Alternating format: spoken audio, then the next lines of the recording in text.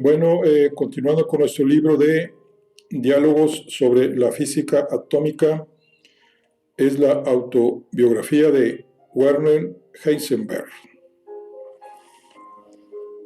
escrito por él mismo.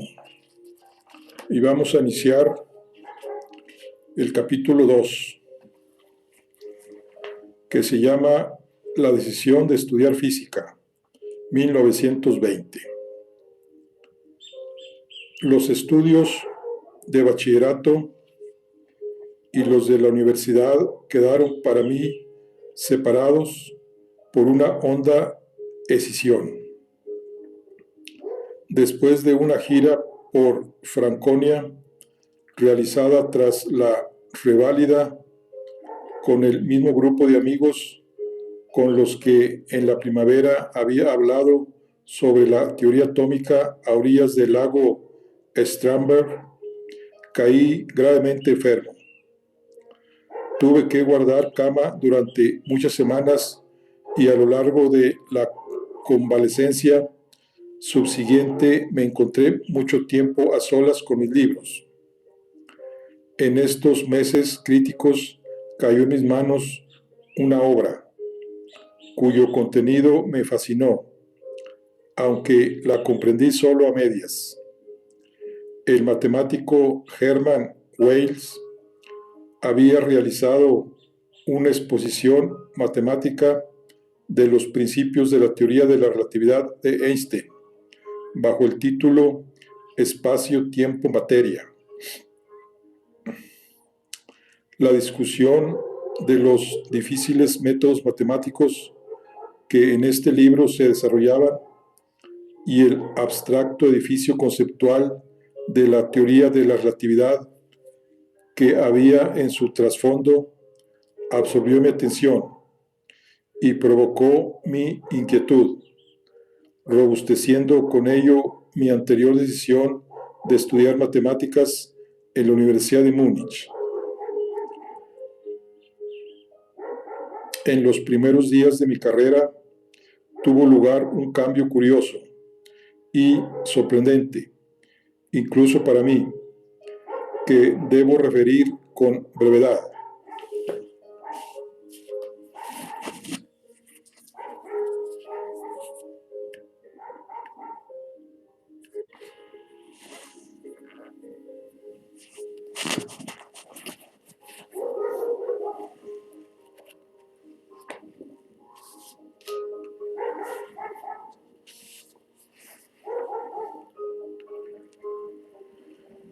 Mi padre, que enseñaba en la Universidad de Múnich filología griega medieval y moderna, me había procurado una entrevista con el profesor de matemáticas Lindemann, que se hizo célebre por la definitiva solución matemática del antiquísimo problema de la cuadratura del círculo. Yo quería rogar a Lindemann que me admitiera en su seminario, porque me imaginaba estar suficientemente preparado para tal seminario, gracias a los estudios matemáticos realizados durante el bachillerato. Visité a Lindemann, que también trabajaba en la administración universitaria, en la primera planta del edificio de la universidad. En un despacho oscuro, amueblado de modo extrañamente anticuado, que por la rigidez de su instalación despertó en mí un sentimiento de cierta retracción. Antes de hablar con el profesor, que no se levantó, sino lentamente, observé que sobre el escritorio, junto a él, estaba agazapado un perrito de pelo negro, que en este entorno me recordó inmediatamente al perro del laboratorio de Fausto. El oscuro bicho me miró hostilmente por considerarme, sin duda, como un intruso, dispuesto a perturbar la paz de su amo. Algo confundido por esto, expuse mi asunto, balbuceando, y justo cuando hablaba, me di cuenta de la poca modestia de mi ruego. Linderman, un anciano de barba blanca, ya con aspecto algo cansado, notó también, sin duda, esta inmodestia, y la ligera excitación que le sobrecogió puede haber sido la causa de que el perrito comenzara de improviso a ladrar terriblemente sobre el escritorio. En vano trató su amo de calmarlo. El animalito tradujo su ira hacia mí en furiosos ladridos, que repetía en sucesivas oleadas, de modo que resultó cada vez más difícil entenderse. Linderman me preguntó qué libros había estudiado últimamente. Yo cité la obra de Wales, Espacio, Tiempo y Materia. Entre la furia incontenida del pequeño guardián negro, Linderman terminó la conversación diciendo: entonces usted ya está, en todo caso, perdido para las matemáticas. Con esto quedé despedido. Así, pues, respecto al estudio de las matemáticas, nada se hizo. Una consulta desilusionada con mi padre me llevó a la conclusión de que podría intentar el estudio de la física, matemática. Para ello fijamos una visita con Sommerfeld, quien era entonces el representante de la disciplina de física teórica en la Universidad de Múnich, estando considerado como uno de los profesores más brillantes de la universidad y como un amigo de la juventud. Sommerfeld me recibió en un despacho luminoso, a través de cuyas ventanas se veía en el patio de la universidad a los estudiantes sentados en los bancos bajo la gran acacia. Este hombre bajo y corpulento, con un bigote negro un tanto marcial, daba en principio una impresión dura, pero ya en las primeras palabras me pareció traducirse una bondad natural, una benévola actitud para con los jóvenes que buscaban aquí dirección y consejo. De nuevo volvió a tocarse el tema de mis estudios particulares de matemáticas, y al referirme al libro de Wales, Espacio, Tiempo, Materia, Sommerfeld reaccionó de un modo muy distinto a Linderman. Usted es demasiado exigente, dijo. Usted no puede comenzar por lo más difícil y esperar que lo más fácil le sea dado sin esfuerzo. Comprendo que haya quedado fascinado por la problemática de la teoría de la relatividad, pero también en otras vertientes la física moderna aborda campos en los cuales las posiciones filosóficas fundamentales son puestas en tela de juicio y se trata, por tanto, cuestiones altamente apasionantes. Pero el camino que hasta ahí conduce es más largo de lo que usted se imagina ahora. Debe, pues, empezar con un trabajo modesto y esmerado en el campo de la física tradicional. Si quiere estudiar física, tiene por lo menos que decidir en principio si quiere trabajar de modo experimental o teórico. Por lo que usted cuenta, la teoría tal vez le quede más cercana, pero ¿no se ocupó usted ocasionalmente con aparatos y experimentos durante el bachillerato? Respondí afirmativamente y le expliqué que cuando estudiaba bachillerato me gustaba construir pequeños aparatos, motores e inductores eléctricos, pero en general el mundo de los aparatos me era más bien ajeno y el cuidado que se debe poner en las mediciones, incluso de datos relativamente no importantes, me resultaba extraordinariamente difícil. Pero usted, aunque quiera dedicarse a la teoría, debe realizar con gran esmero tareas pequeñas que le parecerán a primera vista poco importantes.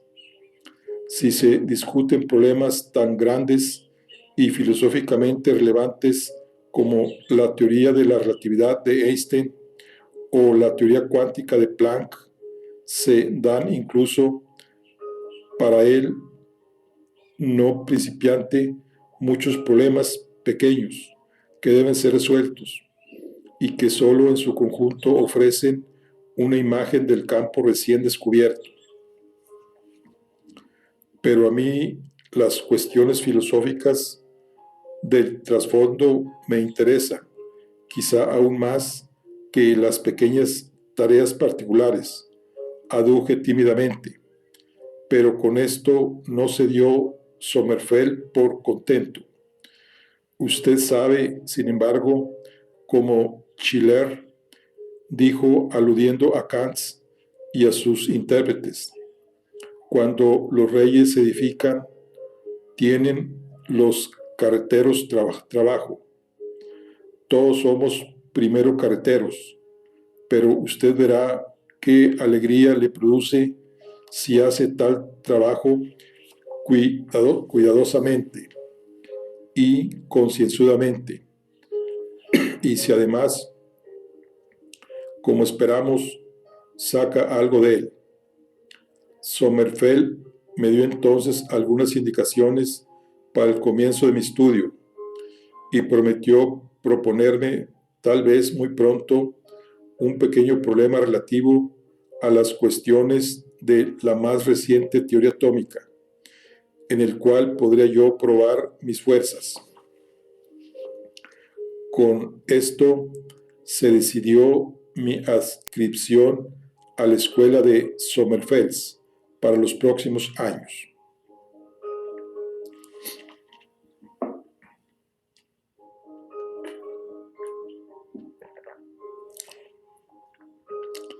Este primer diálogo con un sabio que estaba realmente versado en física moderna y que incluso había hecho importantes descubrimientos en el campo intermedio entre la teoría de la relatividad y la teoría cuántica, repercutió largo tiempo en mí.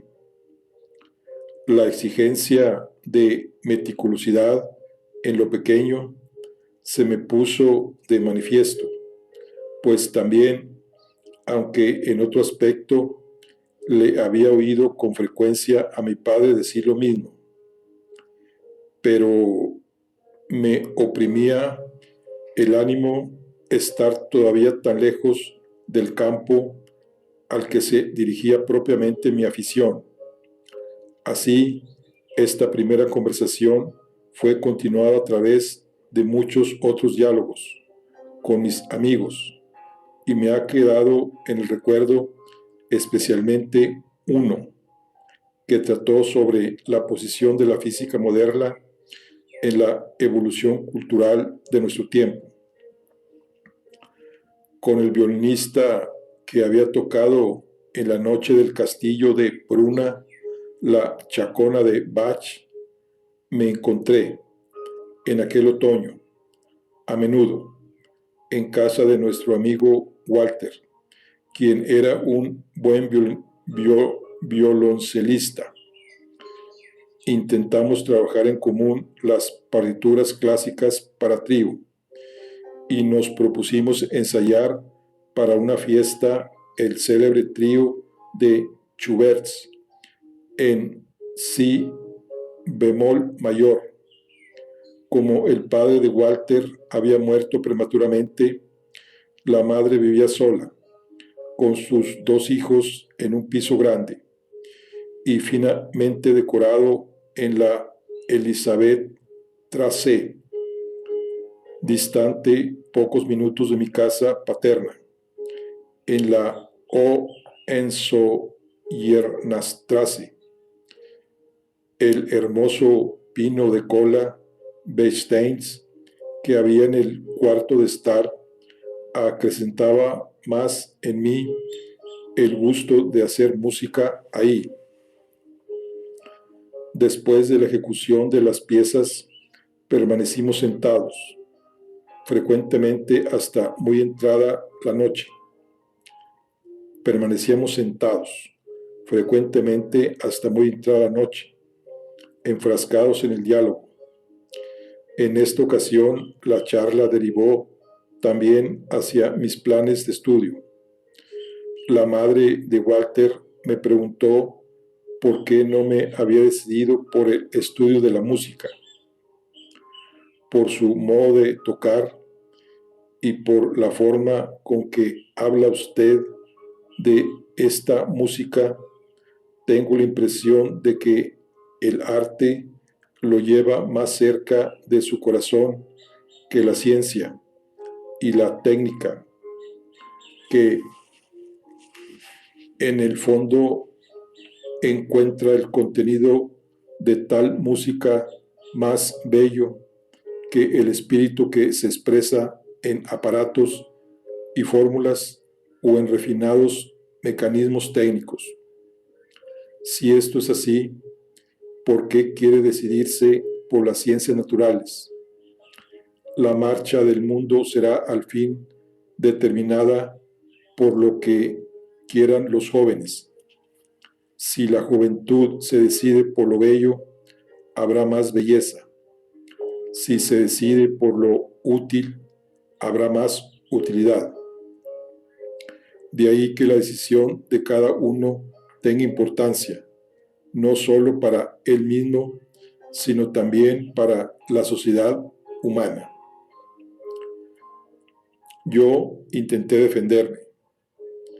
No creo propiamente que esté uno ante una elección tan simple, pues aún prescindiendo de que probablemente no pude llegar a ser un músico particularmente bueno, queda todavía la pregunta de en qué dominio se puede conseguir hoy el máximo. Y esta pregunta se refiere al estado en que se hallan hoy las diferentes disciplinas. Referente a la música, tengo la impresión de que las composiciones de los últimos años no son tan convincentes como las de los tiempos anteriores. En el siglo XVII, la música estaba aún ampliamente determinada por el sentido religioso de la vida de entonces.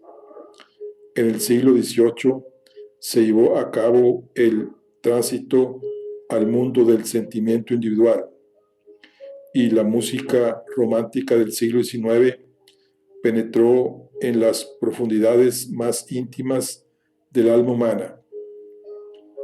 Pero en los últimos años, la música parece haber abocado a un estadio de experimentación extrañamente inquieto y quizá algo superficial, en el cual las reflexiones teóricas juegan un papel mayor que la segura conciencia de progresar por una vía predeterminada.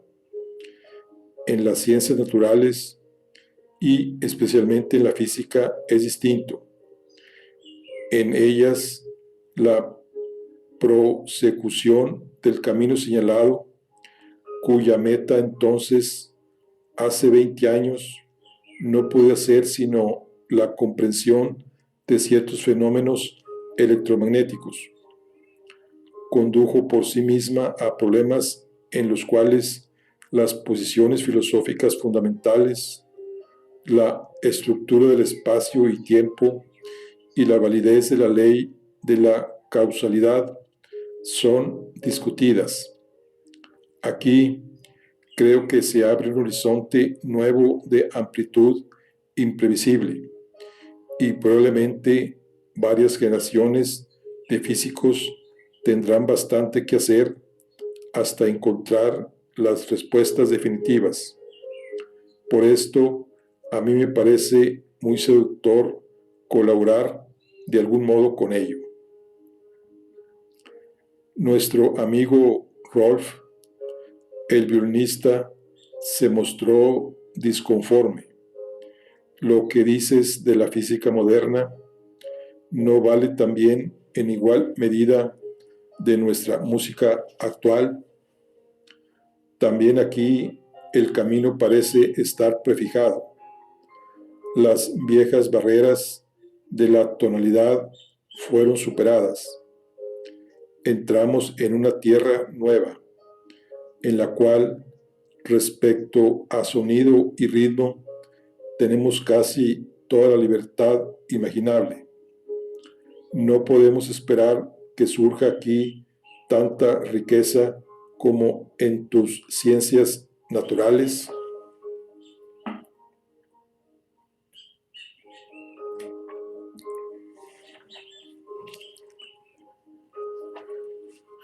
Walter, sin embargo, tenía algunos reparos que oponer a esta comparación. Yo no sé, objetó, si son necesariamente lo mismo.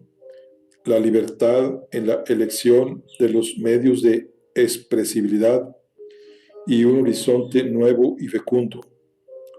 A primera vista, parece que una libertad mayor debe representar también un enriquecimiento, un acrecentamiento de posibilidades, pero en lo referente al arte, que me toca más de cerca que la ciencia, no podría en rigor admitir esto. El proceso del arte, en efecto, se realiza de este modo.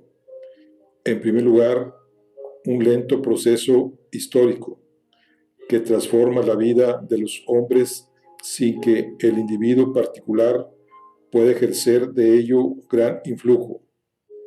Hace brotar nuevos contenidos. Después, individuos bien dotados artísticamente se esfuerzan por dar a estos contenidos forma visual o audible, aportando nuevas posibilidades expresivas del material con que elaboran su arte, los colores o los instrumentos. Esta interrelación, o si se quiere, esta lucha entre el contenido expresivo y la limitación de los medios expresivos es, a mi entender, el presupuesto ineludible para que surja realmente arte. Si falta la limitación de los medios expresivos, si, por ejemplo, en la música se puede producir cualquier sonido, ya no hay tal lucha y el esfuerzo de los artistas se agita, de cierta medida, en el vacío. Por eso me siento escéptico frente a una libertad demasiado amplia. En las ciencias naturales, prosiguió Walter, las nuevas técnicas hacen posible realizar nuevos experimentos y recoger nuevas experiencias, y de este modo surgen los contenidos nuevos. Los medios expresivos son aquí los conceptos con los cuales deben captarse y de este modo entenderse los nuevos contenidos. Por ejemplo, de la lectura de escritos de divulgación, he sabido que la teoría de la relatividad, que tanto te interesa, se apoya en ciertas experiencias hechas a comienzos de siglo, al querer demostrar el movimiento de la Tierra en el espacio, con ayuda de la interferencia de los rayos luminosos. Al fracasar esta prueba, se advirtió que las experiencias nuevas, a lo que es igual los nuevos contenidos, hacían necesaria una ampliación de las posibilidades expresivas, es decir, del sistema conceptual de la física. Nadie podía prever al principio con seguridad que ello haría precisos cambios radicales en nociones tan fundamentales como espacio y tiempo. Por eso, sin duda, el gran mérito de Einstein fue haber sido el primero en descubrir que pueden y deben ser realizadas ciertas correcciones en las representaciones de espacio y tiempo. Cuando describes de tu física, yo lo compararía más bien con la evolución de la música en la mitad del siglo XVIII. En aquel entonces, el mundo sentimental del hombre particular que nosotros conocemos por Rousseau o más tarde por el Werther de Goethe se fue adentrando mediante un lento proceso histórico en la conciencia de la época, y los grandes clásicos Haydn, Mozart, Beethoven, Schubert lograron descubrir mediante la ampliación de los medios expresivos una representación adecuada de este mundo sentimental. En la música actual, sin embargo, los nuevos contenidos son, a mi juicio, demasiado poco reconocibles o demasiado inaceptables, y el desbordamiento de posibilidades expresivas me causa más bien preocupación. El camino de la música actual parece, en cierta medida, estar diseñado solo en negativo. Debe abandonarse la antigua tonalidad porque se opina que su campo de posibilidades está agotado, pero no por falta de nuevos contenidos poderosos que no puedan expresarse ya en ella.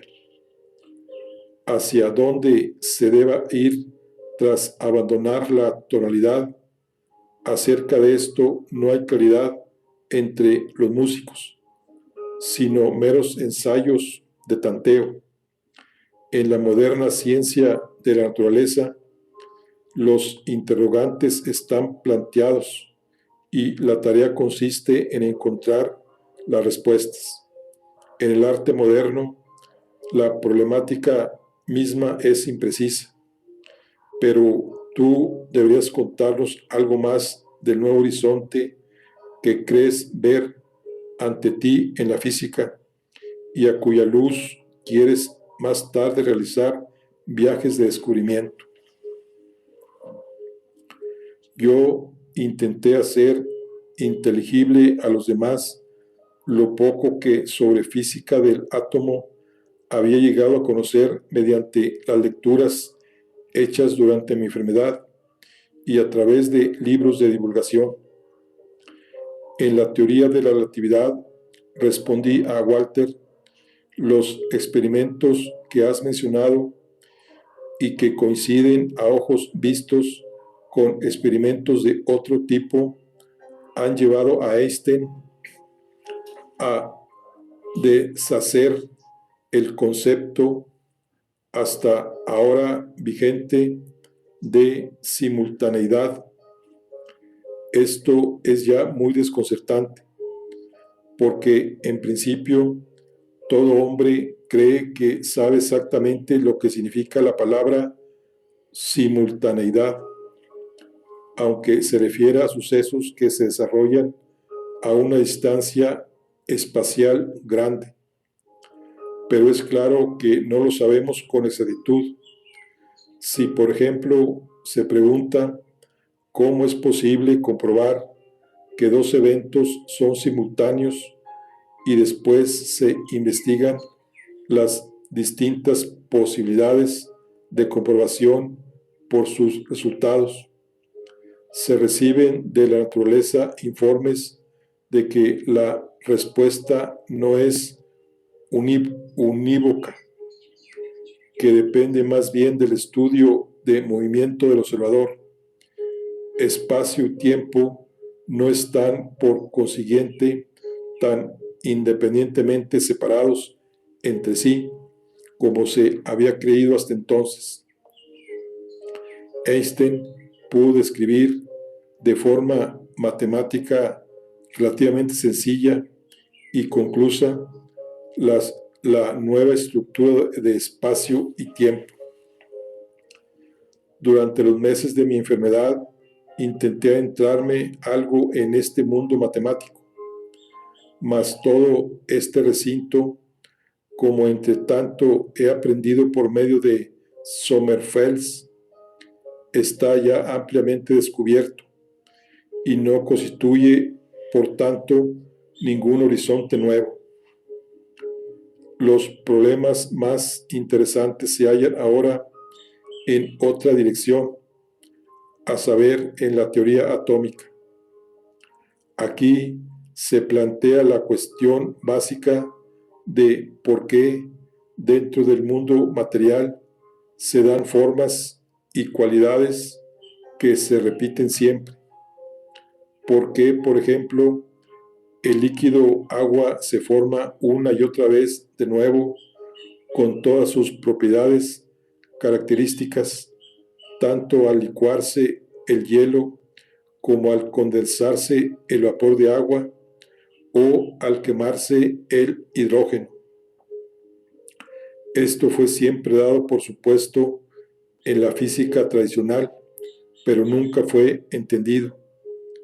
Si concebimos los cuerpos materiales, por ejemplo, el agua, como compuestos de átomos, y la química hace uso de esta idea con éxito, las leyes del movimiento que hemos aprendido en la escuela como mecánica newtoniana nunca podrían llevar a movimientos de las partes más pequeñas que ostenten un grado de estabilidad. Aquí deben actuar, por tanto, leyes naturales de una especie muy distintas, que cuiden de que los átomos se ordenen y muevan instantáneamente de la misma manera, de suerte que se originen sin cesar formas de materia con las mismas propiedades estables. Las primeras indicaciones relativas a tales leyes nuevas de la naturaleza fueron dadas, como sabemos, hace 20 años por Planck en su teoría cuántica, y el físico danés Bohr puso las ideas planckianas en relación con las representaciones sobre la estructura del átomo que Rutherford había desarrollado en Inglaterra. por vez primera pudo con esto arrojar luz sobre la sorprendente estabilidad dentro del campo atómico de la que acabo de hablar. Pero en este dominio no está muy lejos todavía, como piensa Sommerfeld, de una comprensión nítida de las cosas. Aquí se abre, pues, una gigantesca tierra inexplorada, donde acaso se puedan descubrir nuevas interrelaciones durante décadas. Así, podría reducirse propiamente toda la química a la física de los átomos, si se formularan rectamente en este punto las leyes de la naturaleza. Todo dependerá de hallar los nuevos conceptos adecuados para poder orientarse en el nuevo campo. Creo, por tanto, que en la física atómica actual se puede seguir la pista de interrelaciones y estructuras más importantes que en la música.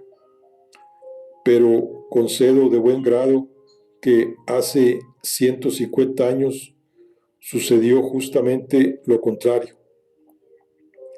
¿Tú opinas, en consecuencia, respondió Walter, que todo el que quiere cooperar en la configuración espiritual de su época está atenido a las posibilidades que le brinda la evolución histórica con vistas a estas circunstancias concretas?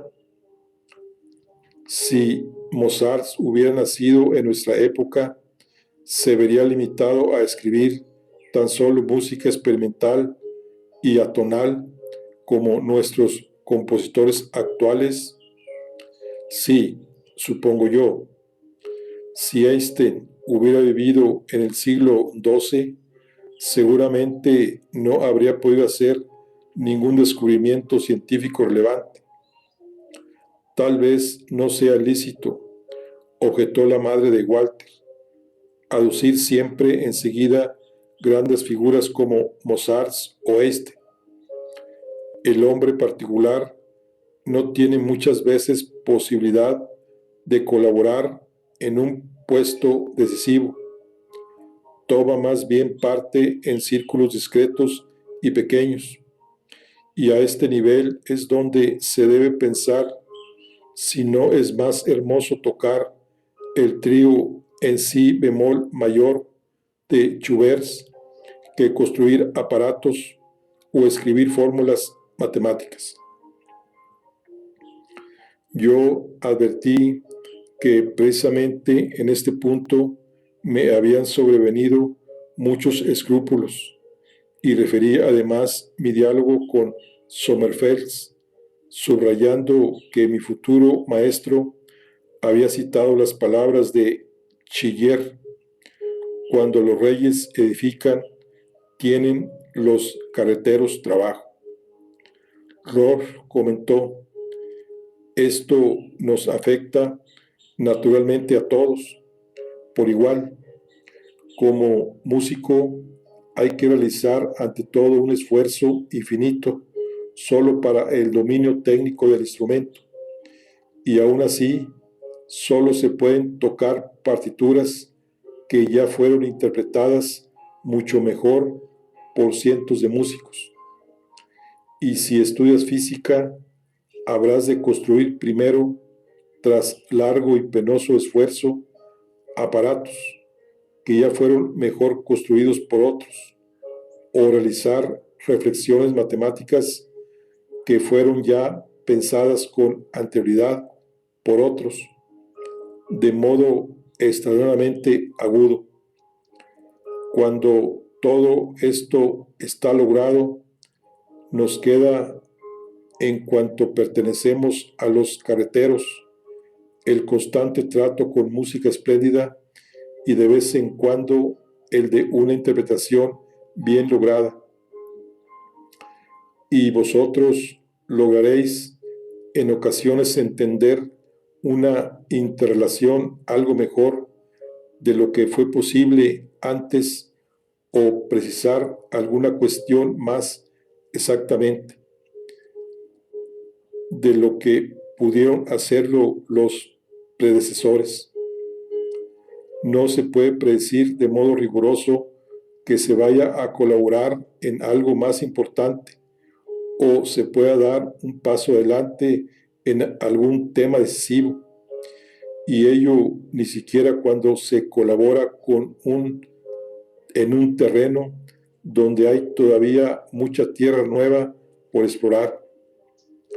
La madre de Walter, que había escuchado pensativa, habló más bien para sí que dirigiéndose a nosotros, como si sus pensamientos se formaran al hablar.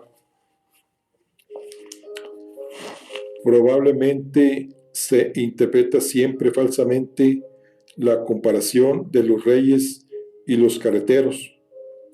Naturalmente nos parece en principio que todo el esplendor procede de la actividad de los reyes y que el trabajo de los carreteros es tan solo una colaboración accesoria. Pero tal vez lo justo sea lo contrario. La gloria de los reyes se apoya radicalmente en el trabajo de los carreteros. Estriba tan solo sencillamente en que los carreteros pueden conseguir trabajo fatigoso por muchos años, pero al mismo tiempo la alegría y el éxito del trabajo fatigoso. Tal vez figuras como Bach o Mozart nos aparecen como reyes de la música sencillamente porque durante 2 siglos hicieron posible a gran número de músicos más pequeños reactualizar sus pensamientos con el máximo cuidado y escrupulosidad, reinterpretarlos y hacerlos así inteligibles a los oyentes. E incluso los oyentes participan también en ese trabajo de cuidadosa reactualización e interpretación, y con ello se les hace presentes las ideas expuestas por los grandes músicos. Cuando se considera la evolución histórica, y esto me parece afectar en igual medida a las artes y a las ciencias, debe haber en cada disciplina largos periodos de reposo o de un desarrollo lento. También en esta época todo depende de un trabajo concienzudo y preciso en todos sus pormenores. Lo que no se hace con plena entrega se olvida y no merece ni ser recordado. Pero llega un momento en que este lento proceso, en el cual aúna con el cambio de los tiempos, se transforma a sí mismo el contenido de la respectiva disciplina. Produce de repente y muchas veces inesperadamente nuevas posibilidades y contenidos nuevos. Grandes genios se ven como mágicamente atraídos por este proceso, por las fuerzas de crecimiento que en este se adivina, y así sucede que en el marco de pocos decenios se crean en un ámbito estrecho las obras más significativas de arte y se hacen descubrimientos científicos de la máxima importancia. Así, en la segunda mitad del siglo XVIII surgió la música clásica en Viena, y en el siglo XV y XVII la pintura en los Países Bajos. Los grandes genios confieren a los nuevos contenidos espirituales su representación externa, crean las formas válidas en las cuales se desarrolla la evolución ulterior, pero no producen por sí mismos propiamente los nuevos contenidos. Bueno, aquí hay que recordar esta frase que dice que cuando los reyes edifican, tienen los carreteros trabajo. Son palabras de Chillers.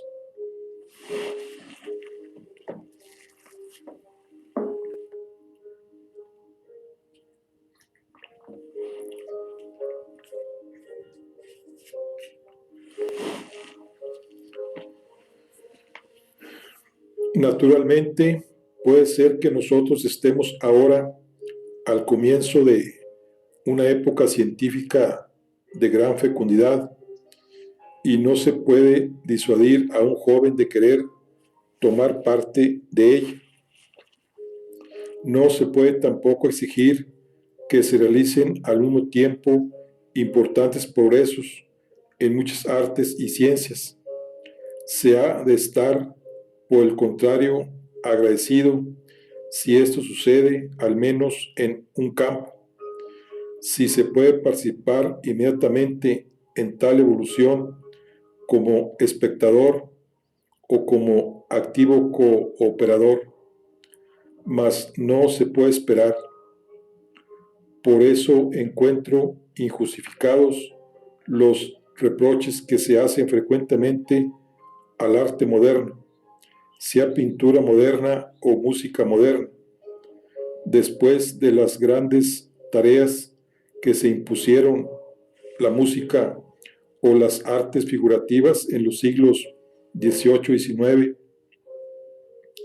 y que fueron resueltas, debía seguir una época más tranquila, en la cual se puede conservar lo antiguo, pero solo se puede intentar lo nuevo de modo inseguro y experimental. El parangón de lo que puede ser logrado en la música actual con los resultados de la gran época de la música clásica es poco equitativa, pero quizá podamos concluir la tarde con un nuevo intento por vuestra parte de tocar el tiempo lento del trío en si bemol mayor de Schubert con la mayor belleza que os sea posible. Así sucedió, y por el modo como Rolf con su violín hizo sonar en la segunda parte de esta pieza las nostálgicas frases en do mayor, pudimos vislumbrar la tristeza que le producía nuestra convicción de que la gran época de la música europea había pasado definitivamente. Algunos días más tarde, cuando entré en el aula de la universidad donde Sommerfeld solía dar sus lecciones, descubrí en la tercera fila a un estudiante de cabello oscuro y rostro algo impreciso y misterioso, que ya me había llamado la atención al verlo en el seminario tras mi primer diálogo con Sommerfeld. Este me lo había presentado y después, al despedirse en la puerta de su instituto, me había dicho que consideraba a este estudiante como uno de los alumnos más dotados, del cual podría yo aprender mucho. Debería dirigirme tranquilamente a él cuando no entendiera algo de física. Se llamaba Wolfgang Pauli,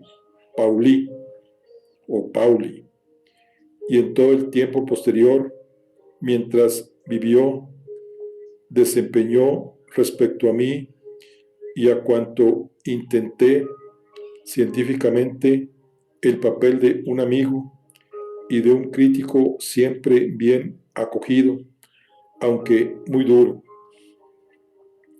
Me senté junto a él y le pedí que después de la clase me diera algunos consejos para mi estudio.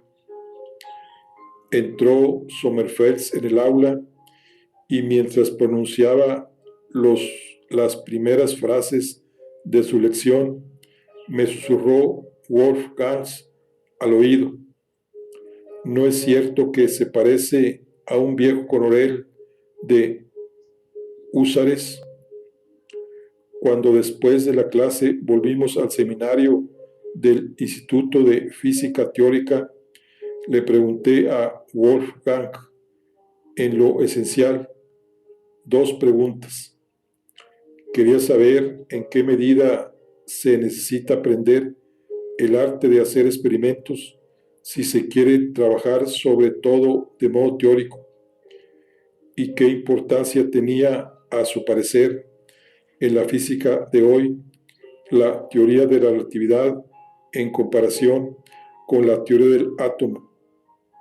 A la primera pregunta respondió Wolfgang: sé que Sommerfeld da gran valor a que aprendamos algo de experimentación, pero yo no soy capaz de ello. No me va el manejo de aparatos. Veo perfectamente claro que toda física debe basarse en los resultados experimentales, mas una vez que estos resultados están ahí, la física, en todo caso la física actual, le resulta demasiado difícil a la mayoría de los físicos experimentales. La razón es que con los medios técnicos de la física experimental contemporánea penetramos en campos de la naturaleza que no pueden describirse adecuadamente con los conceptos de la vida cotidiana. Estamos necesariamente atenidos a un lenguaje matemático abstracto que no se puede manejar sin un aprendizaje profundo de la matemática moderna. No hay más remedio, en consecuencia, que limitarse y especializarse. A mí me resulta fácil el lenguaje matemático abstracto y espero hacer con él algo en la física. Para ello es, naturalmente, indispensable un cierto conocimiento de la parte experimental. El matemático puro, aunque sea bueno, no entiende prácticamente nada de física. Relaté a este propósito mi diálogo con el viejo Linderman, lo del perrito negro faldero y la lectura del libro de Wales, Espacio, Tiempo, Materia. Este relato fue claramente el que más gracia le hizo a Wolfgang. Esto coincide con lo que yo esperaba, dijo. Linderman es un fanático de la precisión matemática. Toda ciencia natural, incluso la física matemática, es para él confusa palabrería. Weyl entiende realmente algo de teoría de la relatividad y por eso, naturalmente, lo excluye Linderman de la lista de matemáticos que hay que tomar en serio. A mi pregunta sobre la importancia de la teoría de la relatividad y de la teoría del átomo, respondió Wolfgang más detenidamente. La llamada teoría especial de la relatividad, dijo, está totalmente terminada y se la debe aprender sencillamente y aplicar como cualquier disciplina antigua de la física. No es, por tanto, especialmente interesante para quien desee descubrir algo nuevo. La teoría general de la relatividad, o lo que aproximadamente es lo mismo, la teoría einsteiniana de la gravitación, no está acabada en el mismo sentido, pero es además muy insatisfactoria, ya que a lo largo de 100 páginas de teoría con las más difíciles derivaciones matemáticas, solo aduce un experimento. Por eso no se sabe con seguridad si es en absoluto verdadera, pero esta teoría entreabre nuevas posibilidades al pensar y por eso hay que tomarla absolutamente en serio.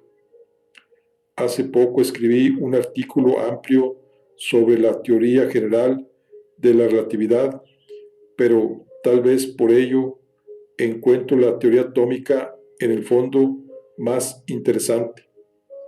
En la física del átomo hay una multitud de resultados experimentales todavía no explicados. Los enunciados de la naturaleza en un lugar parecen contravenir a los de otro, y hasta ahora no ha sido posible diseñar unas imágenes de las interrelaciones que esté a medias libre de contradicciones internas.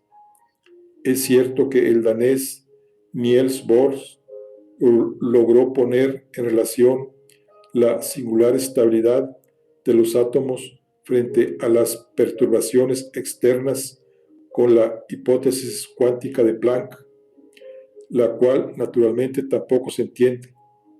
Más recientemente, parece que Bohr ha podido hacer cualitativamente comprensible el sistema periódico de los elementos y las propiedades químicas de algunas sustancias, mas no acierto a ver claramente cómo llevará esto a cabo, pues tampoco él puede eliminar las antedichas contradicciones. En todo este terreno se camina pues todavía a tientas, dentro de la más espesa niebla, y deberán pasar bastantes años hasta que se logre una orientación segura. Sommerfeld espera que, a base de los experimentos, será posible adivinar nuevas leyes. Cree en las relaciones numéricas, como en una especie de mística de los números, como creían en sus tiempos los pitagóricos en las armonías de las cuerdas que vibran. Por eso nos gusta designar esta parte de su ciencia atomística, pero hasta el presente nadie sabe algo mejor. Tal vez se orienta uno más fácilmente si no se conoce aún bien la física anterior, con su maravilloso carácter concluso. Tú tienes ventaja aquí, sonrió entonces Wolfgang, algo maliciosamente, pero la falta de conocimientos no es, naturalmente, garantía de éxito.